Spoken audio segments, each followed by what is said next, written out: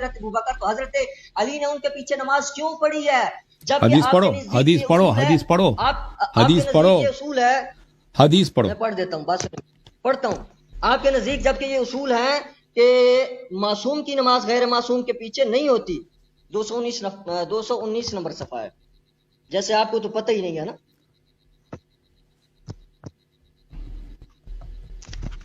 پورا حدیث پڑھو. آپ نے صواحب یوسف جو پڑھا تھا پوری حدیث پڑھی تھی؟ اگر مجھ سے مطالبہ کرو کہ پوری پڑھو تو پوری پڑھ لیتا ہوں. وحضر المسجد اور سامنے والے نے مجھ سے مطالبہ نہیں کیا کہ پورا پڑھو، تو میں اگر وہ مطالبہ کرتا تو میں پڑھ لیتا.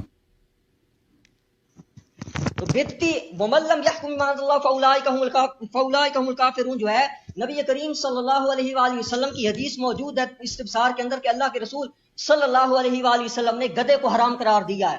گدھے کو اللہ کے رسول نے معصوم نے اس کو حرام قرار دیا ہے، لیکن امام باقر نے اس کو حلال قرار دیا ہے. ومن لم يحكم بما انزل الله فاولئک هم الکافرون، وہ ہمارے شریعت میں نہیں ہے، ہمارے شریعت میں نہیں ہے. آپ ٹھہر جائیں. میں نے شیعہ کتاب کا حوالہ دیا ہے، آپ نے کہا کہ اہل سنت کتابوں میں جو ہے یہ بات لکھی ہوئی ہے. میں یہ کہتا ہوں کہ یہ دیکھیں کہ یہ تہذیب الحکام آپ کے شیخ الطائفہ ابی جعفر محمد بن حسن طوسی نے لکھا ہے کہ نبی علیہ السلام نے عورت کی پچھلی شرمگاہ کو استعمال کرنے کو آپ نے حرام قرار دیا ہے، جب اللہ کے رسول صلی اللہ علیہ وآلہ وسلم نے اس کو حرام قرار دیا ہے. حرام کے لفظ تک موجود ہیں، اس میں حرام کے لفظ موجود ہیں کہ اللہ کے رسول صلی اللہ علیہ وآلہ وسلم نے اس کو حرام کہا ہے. جب اللہ کے رسول حرام کہتے ہیں تو اس کے مقابلے میں آپ کے امام جو ہیں، امام علی رضا جو ہیں، وہ اس کو حلال قرار دیتے ہیں. تو یہ تضاد بیانی ہے. اللہ پاک نے ارشاد فرمایا وَمَن لَّمْ يَحْكُم بِمَا أَنزَلَ اللَّهُ فَأُولَٰئِكَ هُمُ الْكَافِرُونَ. جو فتویٰ جو حکم اللہ کے رسول نے دیا ہے وہ اللہ کا حکم ہے، اور اللہ کے حکم کو بدل دیا آپ کے امام نے بقول آپ کی کتاب کے کہ امام علی رضا آپ کے متعلق یہ بات ہوئی قال قلت رجل جاءت امرأة فی دبرها کہ ان سے کہا گیا کہ عورت کی جو پچھلی شرمگاہ ہے اس کے اندر دخول کرنا، اس کے متعلق آپ سے پوچھا گیا تو آپ نے کہا قال نعم. آپ نے کہا قال نعم. یہ تہذیب الاحکام ہے آپ کے طوسی کی، ذرا اس کا جواب دیجئے. اور آگے سے وہ اتنا مست ہو کہ شیعہ آپ کا کہنے لگا کہ کیا امام طوسی بھی فلم پاندے ہو؟ تو آپ نے امام نے کہا نہیں. کیوں نہیں؟ آپ کا امام بقول آپ کے فتویٰ دے رہا ہے کہ جو ہے وہ اس طرح کرنا، دوبر میں بتی کرنا عورت کی یہ تو جائز ہے. جب رسول اللہ اس کو حرام قرار دیتے ہیں آپ کی کتاب کے اندر، تو آپ کے امام اس کو کیوں حلال قرار دیتے ہیں؟ اس بات کا جواب آپ کے اوپر قرض ہے.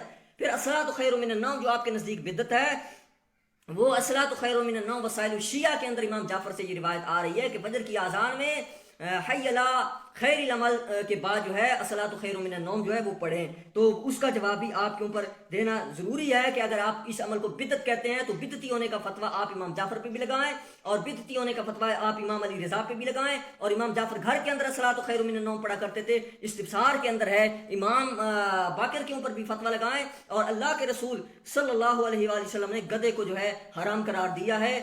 یہ صفحہ نمبر 516 صفحہ نمبر 516 کے اوپر امام جو ہے اللہ کے رسول صلی اللہ علیہ وآلہ وسلم نے اس کو حرام قرار دیا گدھے کو.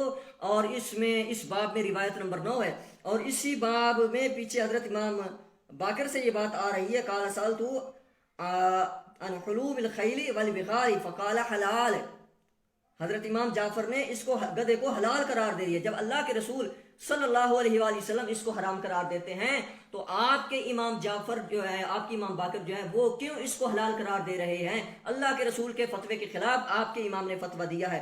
دوسرا، اللہ پاک نے نظروں کی حفاظت کا حکم دیا ہے، نظروں کی حفاظت کا حکم دیا ہے. سورہ نور کی آیت نمبر 30 کے اندر اللہ پاک نے ارشاد فرمایا کہ اپنی نظروں کی حفاظت کریں. جبکہ آپ کے امام جعفر جو ہیں وہ ان کے متعلق یہ استفسار میں یہ روایت آ رہی ہے، فرمایا قال سألت ابا عبداللہ علیہ السلام ان عاریت الفرج قال لا باس بہ.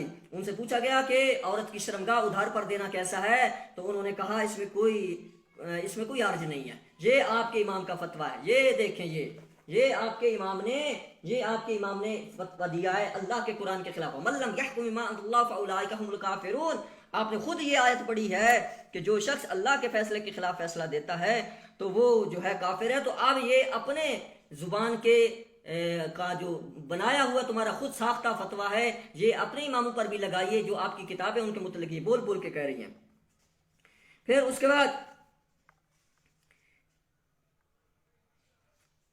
کے بعد آپ نے میرے بارے میں کہا کہ یہ عالم نہیں ہے اور یہ ایسے ہے اور اس کی فلاں